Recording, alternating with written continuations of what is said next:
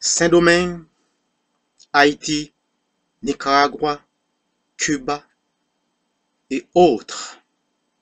Pauvreté imposée. Dans toutes les nations, il y a des pauvres. La pauvreté n'est pas une fatalité. Elle est l'œuvre de l'homme. Toutes les nations ont ces richesses, mais elles sont réparties arbitrairement. Les plus forts, les politiciens, utilisent ces richesses pour isoler, pour détruire le choix équitable, l'égalité des chances et priver de pouvoir à des gens pauvres. La pauvreté n'est pas l'œuvre de Dieu. La pauvreté est érigée pour contrôler les pauvres, pour les garder toujours dans la dépendance de la classe dirigeante.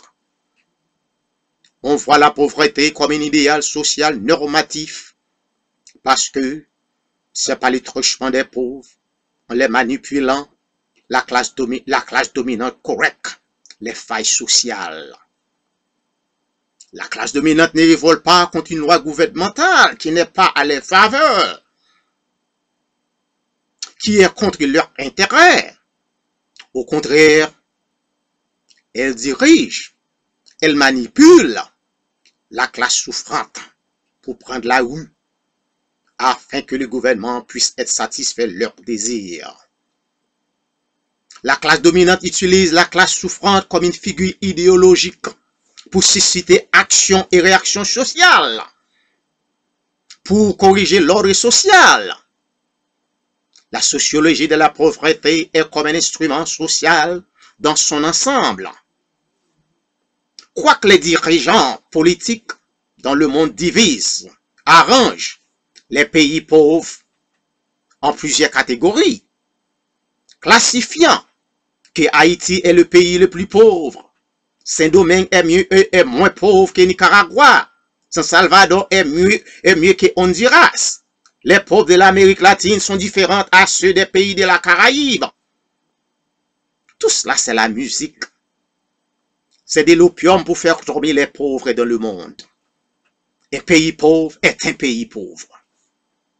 Je ne doute pas de déclarer que la pauvreté est un système social,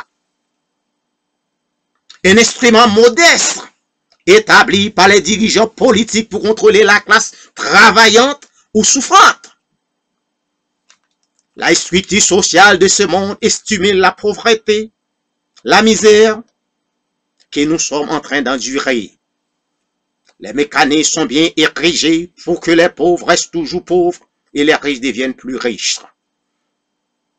On ne parle pas de la lutte contre la pauvreté. Non, on parle de la lutte contre la pauvreté. Cela est un mythe au sens fort du terme.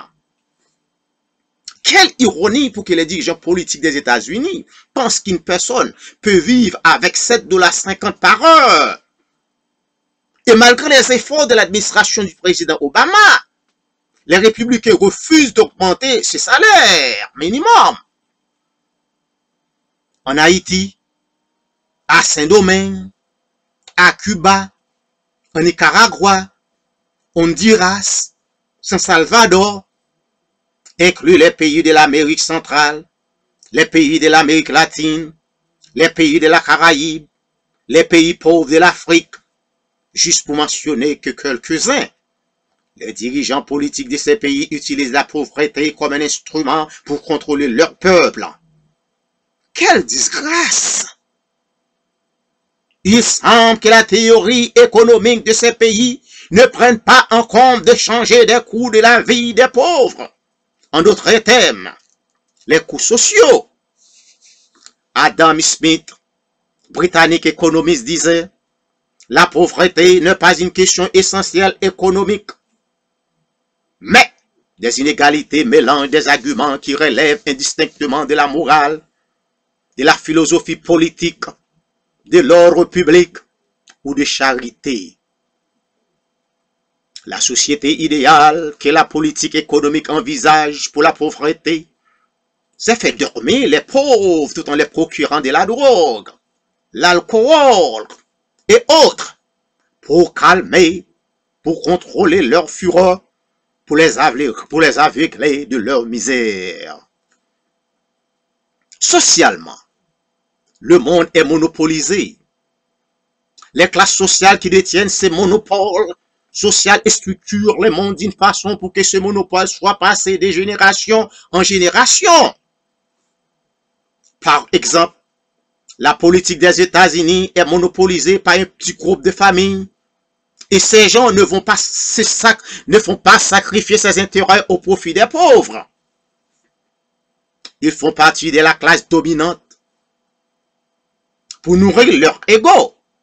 Pour que la classe dominante continue à exister, il faut qu'ils contrôlent la classe souffrante, les prolétariats.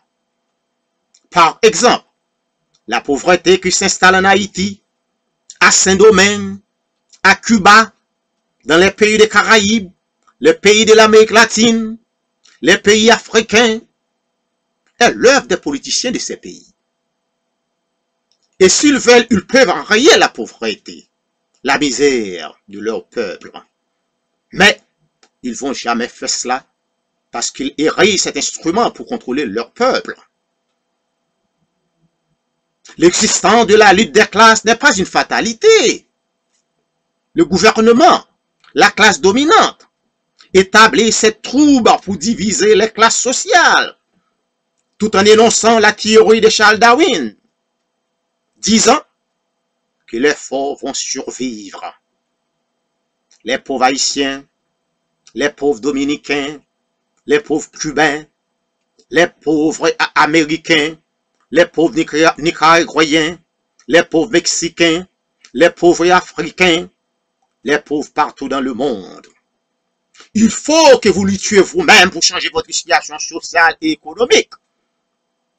Sinon, la classe dominante, les dirigeants politiques vont garder perpétuellement dans la chaîne. La pauvreté est l'œuvre de l'homme. Elle peut aussi changer par l'homme. Une lutte à tous les niveaux des responsabilités des sociétés locales, régionales, nationales et internationales peut mettre fin à la grande pauvreté dans le monde. Cette fin de la pauvreté peut apporter la nourriture, de l'argent, de l'éducation, formation professionnelle, le travail, logement, accès aux soins, participation à la vie sociale, la justice et la politique culturelle, sociale, économique et spirituelle dans le monde. Merci.